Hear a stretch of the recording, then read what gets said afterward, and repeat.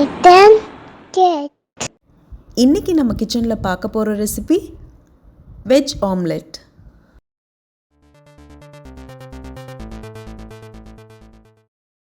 ஒரு பவுலில் நம்ம எடுத்து வச்சுருக்க ட்ரை இன்க்ரீடியன்ட்ஸ், அதாவது கடலை மாவு, மைதா, பேக்கிங் பவுடர், பேக்கிங் சோடா,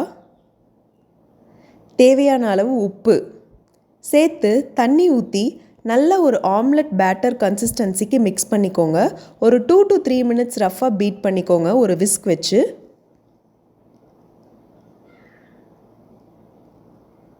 இந்த ஸ்டேஜில் நம்ம கட் பண்ணி வச்சுருக்க இஞ்சி, பச்சை மிளகாய், பெரிய வெங்காயம், தக்காளி மற்றும் கொத்தமல்லி இலைகள் நல்லா சேர்த்துட்டு ஸ்டவ் ஆன் பண்ணிட்டு நம்மளோட தோசைக்கல் நல்லா சூடான உடனே நம்ம யூஸ்வலாக ஆம்லெட் ப்ரிப்பேர் பண்ணுவோம்ல, அதே மாதிரி இந்த ஸ்டேஜில் நீங்கள் கொஞ்சம் பெப்பர் கூட ஆட் பண்ணிக்கலாம். 2 சைடும் நல்லா ஃப்ளிப் பண்ணி போட்டு எடுத்துக்கோங்க. நமக்கு சூப்பரான ஆம்லெட் குயிக்காக ரெடி ஆயாச்சு.